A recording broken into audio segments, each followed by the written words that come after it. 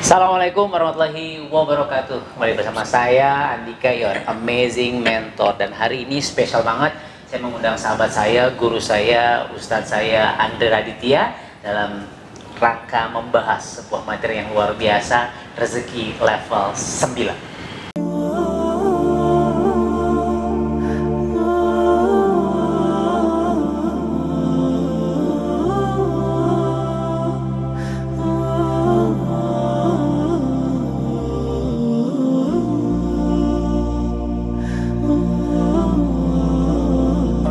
Bapak Ibu sekalian, sahabat semua dimanapun Anda berada, yang Anda lagi nonton di YouTube, yang dengerin juga di Spotify, iTunes, atau SoundCloud, atau dimanapun Anda berada sedang nonton di Instagram, di semua kanal sosial media saya, join dulu, subscribe dulu, biar stay update terus dengan materi-materi yang ada. Jadi, say hi dulu dong. Assalamualaikum. Assalamualaikum warahmatullahi wabarakatuh, kawan-kawan semuanya. Kita kenal tahun berapa ya kira-kira? 2008-2009 kayaknya. 2008 kita bersahabat ya, sering manggung bareng. Oh, kita mau sempet bikin buku bareng ya, terus nggak jadi. Dan beliau adalah sahabat saya, guru saya. Literally bukan sok-sok edifikasi, bukan cuman biar kelihatan keren, tapi benar-benar saya banyak belajar tentang bisnis, tentang kehidupan, tentang parenting, kehidupan rumah tangga, pokoknya luar biasa. Dan hari ini kita lagi di Pontianak, mumpung ada beliau, langsung saya culik, jadi beliau mau langsung naik pesawat juga. Nah, beliau punya sebuah buku, saya sudah baca, saya beli, saya baca, dan Masya Allah judulnya Rezeki Level 9. Kalau saya kan tahunya rezeki ya rezeki gitu, ini nggak pakai di level-levelin. Terus ini ada buku level 9, piye iki. Nah, coba tolong Ustaz, cerita ini gimana cerita? Ya, baik. Bismillahirrahmanirrahim. Allahumma shalli wa sallim wa barik ala sayyidina Muhammad. Alhamdulillahirabbil alamin. Jadi begini, dokter. Ya, ini saya manggilnya apa? Dokter coach sama Mas ganteng. Dokter nggak pernah praktek sih soalnya. Jadi saya bingung manggilnya. Jadi gini coach. Ketika manusia itu sibuk ngurusin rezeki, di satu sisi dia tidak ngerti, dia tidak tahu bahwa ternyata rezeki itu sudah Allah gariskan, Allah atur semuanya. Ya. Nah, ketidakfahaman manusia ini tentang urusan rezeki membuat kita seringkali jadi sibuk pada sesuatu yang kurang penting malah, ya. Kalau kita belajar pada tataran ilmu kehidupan nih, ya, harta, bekerja itu adalah bagian dari beraktivitas. Ya. Oke. Manusia punya 24 jam waktu. Kalau kita lihat 24 jam waktu itu ada beberapa bagian. Pertama buat istirahat, ya kan? Kemudian yang kedua buat kerja nyari uang. Yang ketiga buat lain-lain. Ya. Oke lah, katakan istirahat antara 5 sampai 8 jam rata-rata manusia. Kemudian bekerja 8 jam sehari. Sisanya 8 jam juga, 24 jam bagi 3, 8, 8, 8 gitu ya. Terus kita tanya, ya, lain-lain isinya apa? Ya kumpul sama keluarga, ibadah, makan, rekreasi, sosial, ya. Ketemu sama teman, ngobrol-ngobrol dan lain sebagainya. Sama anak juga demikian. Terus kalau kita lihat lebih dalam lagi, ternyata banyak hal penting itu ada di lain-lain. Cuma penting ada di lain-lain. Iya, okay. Contoh misalnya ibadah ada di lain-lain, yes. Keluarga di lain-lain, ya kan? Kemudian sosial tetangga kanan kiri ya di lain-lain. Terus kita tanya ke manusia, ke kawan-kawan, Tuhan sama duit penting mana? Penting Tuhan lah, penting Allah lah, kan gitu. Tapi buktinya Allah ada di lain-lain, yang which is 8 jam yang dibagi. Sementara dia nyari duit 8 jam full tuh di kantor. Oke. Okay. Keluarga sama duit penting mana? Penting keluarga kata orang. Tapi begitu kita lihat skema ini, dia menghabiskan 8 jam di jalan, di kantor, ya. Sementara dengan keluarganya kadang-kadang sekedar say hello. Waktu sisa, tenaga sisa, ya, pikirannya sudah capek dan lain sebagainya. Nah, kenapa bisa terjadi seperti ini? Sehingga dia kehilangan banyak hal penting di dunia ini karena dia tidak memahami bahwa Allah Subhanahu wa taala sudah memberikan 9 pintu rizki. Ya. Yang 9 ini kalau kita pakai, maka kita menjadi orang yang berkelimpahan dan tidak kehilangan banyak hal penting. Oke. Nah, jadi poinnya kita berkelimpahan dan tidak kehilangan hal penting. Iya, ketika betul. Kita paham rezeki. Karena tugasnya manusia kan bukan buat pergi pagi nyari duit. Bukan hanya itu saja. Yes. Ya, itu adalah bagian dari aktivitas harian. Tugas manusia itu, Masya Allah, Allah ciptakan sedemikian desain luar biasa manusia itu dengan kesempurnaannya untuk tanggung jawab yang besar. Ya, untuk dakwah, ya kan, untuk ngurusin umat yang begitu luar biasa, berjuang dengan bidangnya masing-masing, yang ngurusin negara lah ya, para pemerintah misalnya, kemudian dia eh, bermanfaat buat banyak orang, tetangganya sekitarnya gitu ya. Sehingga akan sayang sekali kalau potensi manusia yang luar biasa ini hanya dipakai ya untuk sibuk pergi pagi pulang sore ngumpulin duit yang kadang-kadang ujung-ujungnya nggak seberapa juga begitu ya. Karena apa? Ya karena dia sudah terjebak dalam mindset lama, dalam pola berpikir lama bahwa kalau saya mau cari duit saya harus pergi kerja baru dapat duit, pergi kerja baru dapat duit. Padahal itu hanyalah satu dari 9 pintu yang Allah sediakan. Nah, begitu, Coach. Oke, langsung kepada intinya nih. Jadi Hmm. eh, itu jadi kita harus paham bahwa rezeki itu kita harus tahu prioritas. Tadi kita Betul. bicara Tuhan, keluarga, bisnis, dan seringkali kita salah prioritas Tuhan, keluarga di waktu sisa yang dibagi-bagi lagi. Oke, artinya kita setuju semua pemirsa kita pengen punya rezeki yang diberkahi, dan kita harus paham bahwa ada 9 level rezeki. Level satunya apa, Ustaz? Level satunya itu namanya rezeki yang dijamin. Rezeki yang dijamin. Betul. Contohnya, Contoh, kita nih nggak pernah minta badan sehat, nggak pernah minta badan yang sedemikian teratur. Ya, rezeki yang dijamin adalah semua jenis rezeki di muka bumi ini yang kita tidak pernah minta, tapi Allah kasih ke kita. oke. Allah sediakan buat kita. Bahkan untuk dapetin rezeki level 1 ini, karena saking dijaminnya, kita tidak butuh syarat untuk ngambilnya. Tidak butuh usaha, Nggak butuh, karena udah dijamin. karena sudah dijamin. Contoh, ya tadi tuh, kita kasih punya badan sedemikian rupa, begitu diaturnya luar biasa.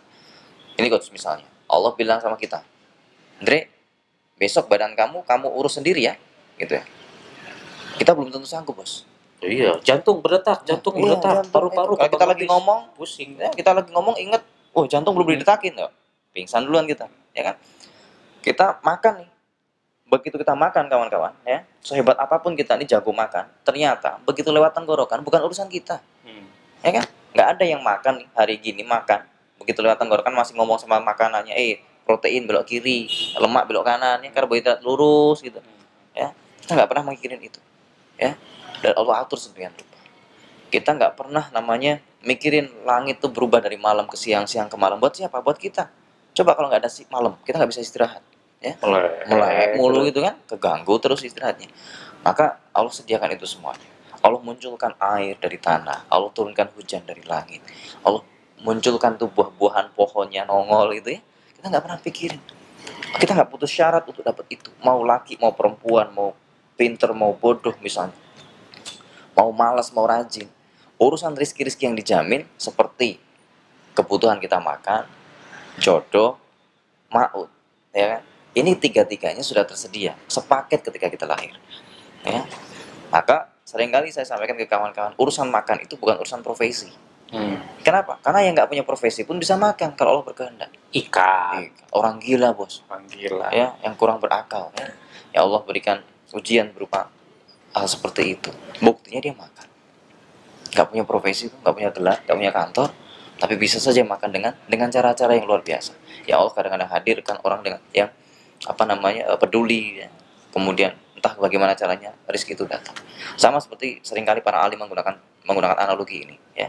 Cicak gitu kan, tempel di tembok, makanannya terbang, tapi nyampe juga. Lah emang lalat nggak ngelihat tuh cicak segede itu, gitu kan? Kenapa tetap lewat aja di depan dia? Karena memang Allah sudah atur rezekinya sedemikian rupa. Makanya saya seringkali ingatkan kawan-kawan, kalau hanya sekedar urusan makan saja, kalau hanya sekedar urusan hidup saja, maka rezeki level 1 ini sudahlah sangat cukup buat kita.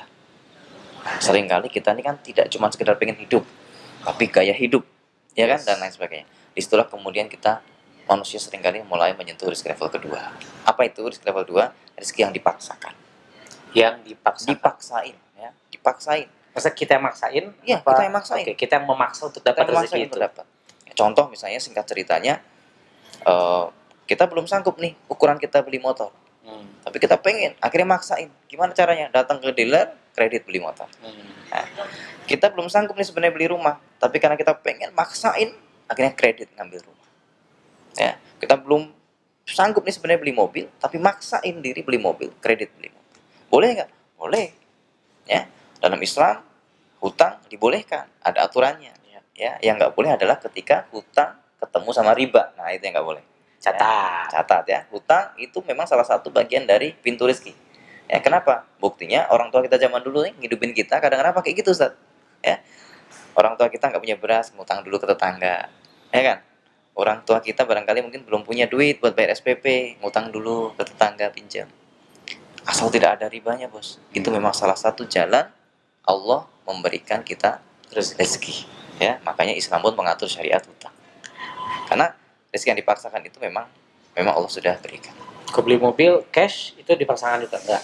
Kalau cash kan berarti dia nabung dulu, ya kan? Ini termasuk rezeki level 2 juga enggak? Nah, nanti ada yang lain. Oh, oke. Nah, gitu. Ya. Kalau kita nabung dulu, nah ini bukan yang dipaksakan, termasuk yang dipaksakan. Kenapa? Karena efeknya dipaksakan itu adalah begini. Efeknya rezeki yang dipaksakan. Kenapa namanya rezeki yang dipaksakan? Karena dia menghilangkan unsur kesabaran dalam hatinya. Sehingga jadi stres. At the end. Di antara 9 pintu rezeki yang ada, yang rezeki nomor 2 inilah yang paling bahaya. Kenapa? Karena begitu seseorang menghilangkan kesabaran dalam hatinya, berlaku ayat Allah yang lain. Apa ayat Allah yang berlaku? Innallaha ma'as-sabirin. Orang itu bersama Allah, bersama orang yang sabar. Maka ketika seseorang tidak sabar, apa yang terjadi? Allah cabut dari hidupnya. Allah pergi dari kehidupannya. Apa yang terjadi? Benarlah kata Rasulullah, orang yang berhutang itu rendah diri di siang hari, gelisah hati di malam hari. Orang kalau Allah tidak ada dalam hatinya nih, dia rendah diri. Karena yang menguatkan kita hanya Allah. Yang memberikan kita kedudukan itu Allah. Yang mengangkat derajat kita itu Allah. Kalau Allah sudah pergi dari hidupnya, maka dia akan rendah derajatnya. Yang memberikan kita ketenangan itu Allah. Yang memberikan kita ketentraman itu Allah. Ketika orang berhutang, maka dia memaksakan dirinya, dia menghilangkan unsur kesabaran, Allah pergi dalam kehidupannya. Maka dia menjadi gelisah hati di malam hari. Rendah diri di siang hari, gelisah hati di malam hari. Ya. Maka seandainya saya boleh menasihatkan kawan-kawan dan diri saya pribadi, andai teman-teman tidak sangat terpaksa sekali, jangan coba-coba pakai rezeki level 2. Karena masih ada 8 yang lain. Ya. Yang sering kita lazim gunakan misalnya rezeki level 3. Apa itu? Rezeki yang diupayakan. Diupayakan. Betul. Okay. Bahasa yang lain ikhtiar lah gitu ya. Inilah rezeki level 3. Rezeki yang diupayakan. Ya, di sini berlaku hukum jika maka, sebab akibat. Ya. Okay. Kalau begini maka jadinya begini. Kalau begini maka jadinya begini. Contoh misalnya rezeki yang diupayakan itu ya. Kita pergi pagi, pulang sore ya, jadi karyawan di kantor atau usaha ya, atau jadi pedagang, ini termasuk rezeki yang diupayakan karena kita perlu bergerak untuk mencari itu ya. Dan ketika kawan-kawan bergerak, insya Allah pasti Allah akan kasih, karena rezeki level ketiga ini sangat dekat dengan sunatullah ya. Begitu inputnya sesuai, maka outputnya akan keluar. Contoh misalnya ya, kita makan nih ya, makan 2 piring, kenyang nggak kira-kira? Kenyang gitu ya. Bagi sebagian orang awam ya, rata-rata kenyang ya, kecuali nggak tahu lah kalau lebih gitu ya kenyangnya ya. Tapi ketika orang makan nih 2 piring pasti kenyang. Orang tidur pasti ngantuknya hilang. Orang minum hausnya yang hilang ya. Meskipun tidak pakai doa sekalipun. Nah, lihat. Meskipun tidak pakai doa sekalipun, dia makan 2 piring tetap kenyang. Inilah namanya sunatullah. Maka rezeki level ketiga ini ya, quote in quote saya bilang dalam tanda petik, meskipun nggak kenal Allah sekalipun, nggak melibatkan Allah sekalipun, kalau orang menggunakan rezeki level ketiga sebagai jalannya untuk mencari rezeki, insya Allah dia akan dapat. Gitu. Makanya jangan kaget kalau ada orang yang, mohon maaf nih misalnya, kita pernah bertanya, Ustaz, itu orang nggak pernah sholat loh Ustaz, itu orang nggak pernah duha loh, nggak pernah tahajud, nggak kenal Allah, nggak pernah puasa, pelit sedekah, kok dia kaya Ustaz? Mungkin pernah kita bertanya seperti itu dalam hati, dalam pikiran kita pernah bertanya begitu. Kenapa? Nah, di sini kawan-kawan jadi tahu jawabannya. Ya, bisa jadi tanpa dia tahu, tanpa dia sengaja, dia sedang mengambil rizki dari jalan rizki level ketiga. Mungkin dia nggak kenal Allah, tidak melibatkan Allah, tapi produknya terbaik. Ya, pelayanannya prima, tempatnya strategis, timnya solid, marketingnya oke. Ya, meskipun nggak kenal Allah sekalipun, laku nggak kira-kira produk? Laku, itulah sunatullah. Justru ya, betul. Justru kalau tidak laku, Allah tidak adil. Okay. Iya kan? Ya. Ya, masa produknya bagus, tempatnya strategis, timnya oke, ikhtiarnya pol-polan, kemudian tidak laku, justru itu tidak adil. Ya. Maka Allah menitipkan sunatullah ke dalam kehidupan manusia supaya apa? Bagi yang berusaha pasti akan dapat. La yughayyiru ma biqaumin hatta yughayyiru ma bi anfusihim. Tidak diubah nasib suatu kaum kecuali kaum itu sendiri yang mengubahnya. Nah, inilah rezeki level ketiga. Kebanyakan orang itu hanya menggunakan rezeki level 1 sampai rezeki level ketiga ini untuk cari rezeki. Ya, Dijamin, dipaksakan, dipaksa, diupayakan. Oke. Makanya dapatnya ya yang lazim-lazim, yang so-so. Kenapa? Ya karena ini rezeki di level kelaziman. Rezeki 1, 2, 3. Kenapa? Karena ketiga-tiganya dalam tanda petik nggak ngelibatin Allah sama sekali, bos. Ya. Nggak ngelibatin Allah sama sekali. Ente makan gitu ya, nggak pakai doa, tetap kenyang kok. Akhirnya apa? Orang jadi, oh berarti nggak pakai doa juga nggak apa-apa. Nggak melibatkan Allah juga ada hasilnya kok. Ya. Tapi kalau kita pengen jadi orang-orang yang berkualitas kehidupannya, bisa melakukan banyak hal yang lebih penting, maka kembali ke perintahnya Allah. Tidak aku ciptakan jin dan manusia kecuali untuk beribadah kepadaku, kata Allah. Maka berarti tugas kita ini sebenarnya ibadah. Nah, gimana mungkin kita bisa ibadah maksimal, pol-polan, kalau urusan-urusan yang remeh-temeh seperti rizki, ya, itu masih menyita perhatian kita. Makanya kemudian kita beralih ke level-level rezeki percepatan. Rezeki level 4, 5, dan 6. Ini level 4, 5, 6 ini percepatan. Ya. Apa itu rezeki level keempat? Rezeki level keempat adalah rezeki yang diperoleh dengan cara diminta. Diminta. Oke. Diminta pakai apa? Doa. Pakai doa, betul. Jadi minta ke Allah berupa doa itu rezeki, bos. Ya. Orang seringkali bilang, lo doa itu emang rezeki? Iya. Berdoa itu rezeki. Ya. Misalnya nih, ya, saya tanya ke kawan-kawan, kapan doa kita dikabulkan? Ya. Ternyata jawabannya saya temuin di Quran. Ya. Surah Ghafir ayat 60. Ud'uni astajib lakum. Berdoalah kepadaku, niscaya aku kabulkan. Niscaya. Ya, berarti pasti itu Seketika. Ya, maka jawabannya kapan doa kita dikabulkan? Seketika. Langsung. Loh, kalau seketika, kenapa kok kemarin saya doa belum dikabulin? Ya, barangkali orang bertanya begitu, kawan-kawan bertanya begitu. Kawan-kawan kita ini perlu mengenal jalannya doa seperti apa. Ya, kita ini seringkali nggak ngerti bahwa Allah itu setiap kali menjawab doa selalu pakai wasilah, selalu pakai sebab. Supaya apa? Supaya kita jadi orang yang syukur nikmat. Ya. Oh, ternyata semua rangkaian yang sedemikian luar biasa ini adalah kerjaannya Allah. Nah, kita jadi ngerti. Ya.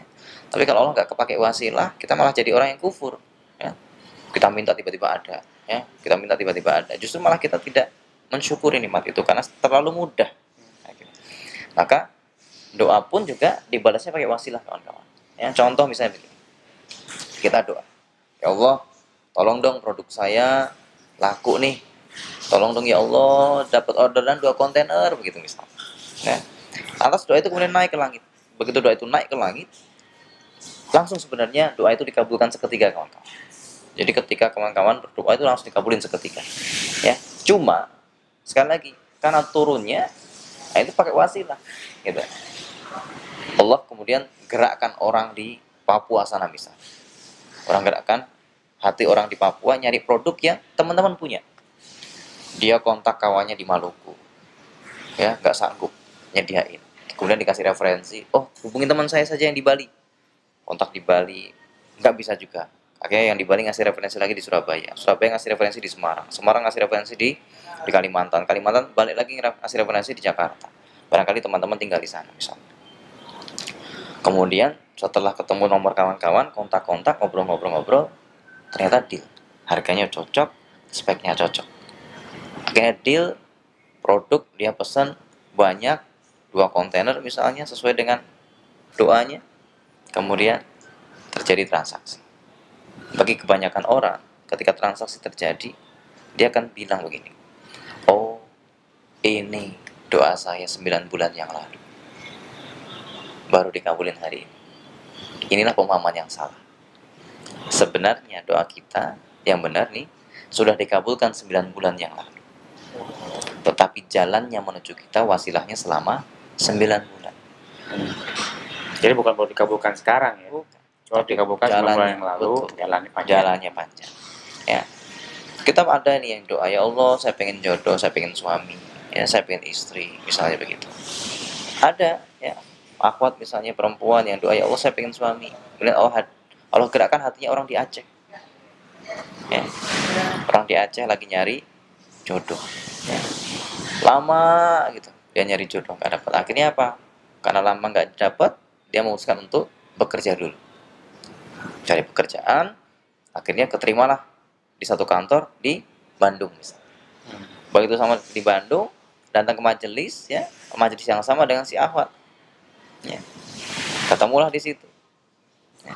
Akhirnya nikah. Runut tubuhnya runut, ternyata dari sejak si Ahwat ini berdoa sampai menikah itu selama 2 tahun. Buat kita nih sebagian yang nggak paham tentang cara bekerjanya doa, kita mikir, oh ya Allah, doa saya minta jodoh 2 tahun yang lalu baru dikabulin hari ini. Salah. Sebenarnya doa kita sudah dikabulkan 2 tahun yang lalu. Cuman prosesnya menuju kita selama 2 tahun. Nah, kesalahan kita adalah kita pengennya, kebutuhnya, solusinya itu pengennya besok pagi. Tapi kita doanya baru malam ini. Ya.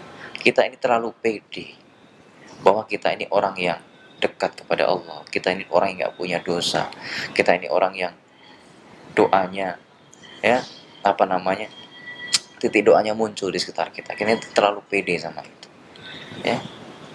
Akhirnya apa yang terjadi? Kita menjadi orang-orang yang kecewa sama doa kita sendiri lantaran doanya mepet-mepet gitu. Padahal belum tentu nih titik doanya munculnya dekat sama kita. Nah, lantas apa yang membuat titik doa itu dekat dan jauh? Nanti kita ada kaitannya sama rezeki level 9 gitu. Ya, itu rezeki level 4, rezeki yang diminta. Makanya kawan-kawan, termasuk saya pribadi mengingatkan kepada diri saya pribadi dan kawan-kawan, jangan pernah pelit berdoa. Ya, banyakin doa. Karena kita nggak pernah ngerti dari mana titik doa itu dikabulkan. Kita nggak pernah ngerti kapan titik doa itu mendekat kepada kita. Ya, jadi sering-sering doa itu sebenarnya kayak sering-sering nabung solusi. Ya. Pas kita butuh, pas titik dekatnya. Pas kita butuh, pas titik dekatnya, dan seterusnya. Itulah kekuatan dari doa. Nah, yang kelima, ini mirip-mirip sama rezeki level keempat. Agak cepat, Sir. Ya. Untuk naik pesawat, Sir. Rezeki yang kelima ini rezeki yang mirip-mirip nih sama level keempat. Ya, jadi kalau rezeki level keempat itu minta, kalau rezeki level kelima itu transaksi. Minta tapi pakai transaksi. Jadi ibaratnya gini lah, kita mau minta tolong sama tetangga, kira-kira enakan mana? Datang pakai tangan kosong atau datang bawa tentengan? Tentengan. Nah, makanya ketika sebelum minta ke Allah, lakukan dulu amal kebaikan. Kemudian kita tukarkan gitu. Ya Allah, ini saya sudah lakukan amal kebaikan, tolong jadikan kemudahan buat saya dan keluarga saya. Ini namanya dalam bahasa agama disebutnya bertawasul dengan amal soleh. Boleh kita bertawasul dengan amal soleh kita. Semoga ini menjadi rezeki level kelima kita. Transaksinya dengan Ya, amal soleh, betul. Ya, sedekah, apapun dan sebagainya, amal kebaikan dan lain sebagainya. Nah, rezeki yang keenam adalah rezeki level keenam adalah rezeki yang dijanjikan. Jadi apapun yang Allah dan Rasulnya janjikan akan Allah balas dengan berlipatnya rezeki, itu boleh kita lakukan sebagai wasilah dari terbukanya pintu rezeki. Contoh misalnya Allah suruh duha, ya duha. Ya, Allah suruh tahajud, ya tahajud. Ya, Allah suruh lakukan amalan-amalan sunnah yang lain yang memang Allah janjikan ada kemuliaan-kemuliaan dan ada balasan-balasan rezeki di sana seperti silaturahim misalnya, sedekah, duha, tahajud, maka lakukan. Ya, insya Allah itu menjadi rezeki level ke-6 kita. Dijanjikan. Wa may yattaqillaha yaj'al lahu makhraja wa yarzuqhu min haitsu la yahtasib. Wa may yatawakkal 'ala Allah fa huwa hasbuh. Ini yang siapa yang takwa, yang taat kepada Allah, Allah akan kasih jalan keluar dan rezeki dari arah yang tidak disangka-sangka. Ya, jadilah rezeki level ke-6. Rezeki level ke-7 adalah rezekinya orang-orang yang ikhlas. Ya. Orang kalau ikhlas, maka urusannya akan diurus sendiri oleh Allah Subhanahu wa taala. Guru saya pernah bilang begini, Mas Andre, qul ya ayyuhal kafirun surat apa? Surat Kafirun, Ustaz. Qul ya ayyuhan nas surat apa? Qul a'udzu birabbil nas surat apa? Surat An-Nas. Qul a'udzu birabbil falaq surat apa? Surat Falaq. Kalau qul huwallahu ahad surat Ikhlas. Loh kok beda? Rupanya seolah-olah nih Allah pengen ngasih pesan ke kita bahwa barang siapa yang ikhlas, maka insya Allah Allah akan urusi sendiri rezekinya. Allah akan atur sendiri kehidupan. Maka salah satu cara mengaktifkan rezeki level ke-7 adalah dengan banyak-banyak mengikhlaskan apa yang kita punya. Kita punya keahlian pakai buat umat. Kita punya keahlian, pakai buat nolong tetangga, buat nolong saudara. Mau dibayar nih, Mas nih, fee yang kemarin. Gak usah Bu, gak usah Pak. Ganti saja. Jadi doa buat saya, supaya saya dapat istri, suami yang soleh-soleh. Dikasih, Mas nih fee yang kemarin. Gak usah Pak. Jadiin saja doa buat saya, supaya saya punya anak keturunan yang soleh-soleh. Tapi bukan berarti nolak terus. Bukan Ya? berarti nolak terus. Sesekali ketika teman-teman Sekali. memang butuh sekali, dan butuh yang dahsyat nih, maka sesekali itu perlu dilakukan. Karena apa? Karena kalau kita minta fee-nya terus nih, kita mikirinnya yang mentah-mentah terus gitu ya, duitnya terus, maka ya Allah akan kasih rezeki mentah ke kita. Apa itu rezeki mentah? Ya namanya rezeki mentah, kalau kita mau makan ya harus diolah dulu. Ya. Kalau kita terimanya duitnya terus nih, maka ya Allah akan kasih duitnya. Tapi tanggung jawab apa? Olah tuh duitnya. Misalnya kita pengen punya rumah, ya harus nabung dulu tuh, nyicil dulu dan sebagainya. Tapi kalau misalnya rezekinya rezeki matang lewat jalan ikhlas nih, maka kadang-kadang Allah kasih bulat-bulat tanpa kita harus memproses. Dapat rumah aja. Dapat rumah aja. Berangkat umroh aja kan gitu. Kemarin sahabat kita juga dapat tuh hadiah umroh, langsung berangkat gitu. Ustaz Lukman. Kenapa? Karena beliau banyak mengikhlaskan dirinya, mewakafkan dirinya buat umat. Itulah bukti. Kita lihat contohnya para wali zaman dulu, para ulama zaman dulu, ngidupin santri ribuan orang, ya. Santri kadang-kadang nggak bayar, tapi bisa makan semuanya. Lahannya luas-luas, pesantrennya besar-besar, ya, pondoknya besar-besar. Kenapa? Karena mereka sudah mengabdikan dirinya buat agama, ikhlas buat agama. Maka Allah akan mengurusi rezeki.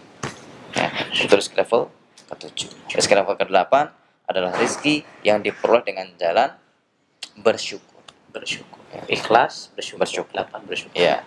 Begitu kita bersyukur, maka Allah akan tambahkan. Namanya ditambah tuh nggak ada habisnya, coach.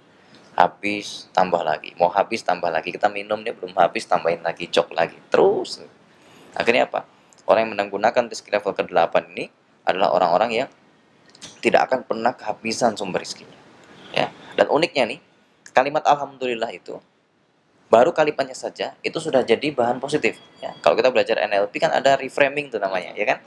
Ya. Mengubah keadaan yang buruk jadi baik seketika. Ternyata kalimat alhamdulillah itu bisa dipakai buat reframing. Ya, contoh nih, orang kehilangan dompet gitu ya. Wah, dompetnya hilang. Kalau kita pakai bahasa negatif, jadi malah merusak diri. Ya, maka kasih sisipan alhamdulillah di depan. Oh, alhamdulillah cuma dompetnya yang hilang. Ya, badan nggak kenapa-kenapa. Ya, alhamdulillah cuma motornya yang lecet. Kaki, tangan sehat semua. Alhamdulillah cuma bisnis yang hancur tapi keluarga masih utuh. Alhamdulillah, pokoknya begitu semua kalimat buruk itu disisipi kalimat alhamdulillah di depannya, jadi baik seketika. Ini bukti bahwa alhamdulillah mampu mengubah keadaan yang buruk jadi yang baik. Ya, yang lemah jadi kuat dan seterusnya. Ya, ini baru kalimatnya saja kita bahas, belum efek yang dahsyat yang luar biasa. Semoga saya punya kesempatan khusus buat kawan-kawan kita bahas. Wes, kopdar kita ya. Ya. Terakhir. Yang terakhir, ini yang paling ultimate Ustaz. Yang paling powerful, yang paling membuat kita nih jatuh cinta. Bahkan saya selalu bilang kalau teman-teman sudah ngerti rezeki level 9, maka kawan-kawan bisa lupa sama 8 rezeki yang lain. Apa itu? Rezeki yang diperoleh dengan cara tidak bermaksiat kepada Allah Subhanahu wa taala. Kawan-kawan yang dimati Allah, kita ini hidup di buminya siapa? Di buminya Allah. Kita ini tidur di mana? Ya, di buminya Allah. Kita itu hambanya siapa? Hambanya Allah. Maka kalau kita bikin marah Allah, maka sebenarnya kita menghentikan hidup kita sendiri. Kita mempersulit hidup kita sendiri. Maka sebenarnya rizki yang paling hebat, rizki yang paling pol adalah rizkinya orang yang tidak membuat Allah marah. Rizkinya orang yang tidak membuat Allah benci kepada dia, dengan cara dia tidak bermaksiat kepada Allah. Ingat kata Rasulullah, sesungguhnya yang menghalangi setiap rizkinya manusia itu adalah dosanya. Jadi saya meyakini bahwa dosa-dosa kita inilah yang sebenarnya menghalangi kita punya rizki. Maka seorang yang istighfar kepada Allah Subhanahu wa taala, yang dia taubat kepada Allah Subhanahu wa taala, maka dia sebenarnya sedang mengalir deraskan rizkinya sendiri. Berarti clue-nya, how-nya adalah taubatan nasuha dan istiqomah. Ya, analoginya gampang Ustaz. Dulu ketika kita kecil, lebaran, ya, apa yang kita lakuin? Kita muter kampung, ya kan? Minta maaf ke tetangga, kanan kiri, om, bude, tante, pak de, dan seterusnya. Baru minta maaf, pulang bawa duit, bawa amplop, ya, bawa amplop apapun lah namanya, gitu ya. Ini bukti bahwa kita minta maaf ke manusia saja, pulang bawa hadiah. Apalagi kita datang minta Allah, bersujud kepada Allah, minta ampun kepada Allah, bersujud kepada Allah, taubat kepada Allah, maka kita akan pulang tidak hanya sekedar membawa hadiah, tapi solusi kehidupan, kesejahteraan, rezeki yang mengalir deras dan seterusnya. Dan kalau teman-teman cermati, hampir semua doa-doa Nabi yang hebat-hebat hasilnya itu dimulai dari istighfar. Doanya Nabi Yunus, ya, la ilaha illa anta subhanaka inni kuntu minaz zalimin, itu istighfar, menyadari kesalahan diri. Doanya Nabi Adam, Rabbana dzalamna anfusana wa lam taghfir lana wa tarhamna lanakunanna minal khasirin. Doa menyadari kesalahan diri. Bahkan Nabi Muhammad SAW, beliau setiap hari 70 kali sampai 100 kali istighfar setiap hari. Apakah beliau orang yang berdosa? Enggak, kita sama-sama yakin beliau maksum, beliau terjaga dari dosa. Lantas kenapa beliau melakukan itu? Sebenarnya buat kita, Ustaz. Buat kita. Ya. Beliau seolah-olah ingin mengatakan, nih, pegang istighfar setiap hari. Kalau istighfar ini setiap hari kamu pegang, maka insya Allah seluruh masalah akan menjauh, seluruh kesulitan akan pergi, seluruh solusi kehidupan akan datang. Begitu, Ustaz.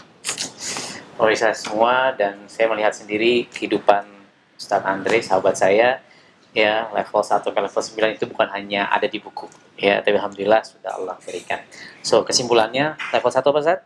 Dijamin. Yang kedua, Dipaksakan. Yang ketiga, Diikhtiarkan. Yang keempat, Diminta. Yang kelima, Ditransaksikan. Yang keenam, Yang dijanjikan. Yang ketujuh, Yang diperoleh dari jalan ikhlas. yang kedelapan, Diperoleh dari jalan syukur. terakhir yang paling penting, Tidak maksiat kepada Allah Subhanahu wa taala lewat istighfar dan taubatan. Masya Allah, ya, dapat inspirasi yang luar biasa, ya. Jazakallah khair, Ustaz Andre. Mudah-mudahan dengan kajian kita hari ini di program Make It Heaven, saya lupa lagi program yang mana gitu kan. Mudah-mudahan jadi sebuah program yang inspirasional buat Anda untuk kita sama-sama memperbaiki diri. Sejatinya ini saya lagi minta ditausiahi. Anda mau praktek, mau aplikasi, itu keputusan masing-masing. Thank you, Ustaz.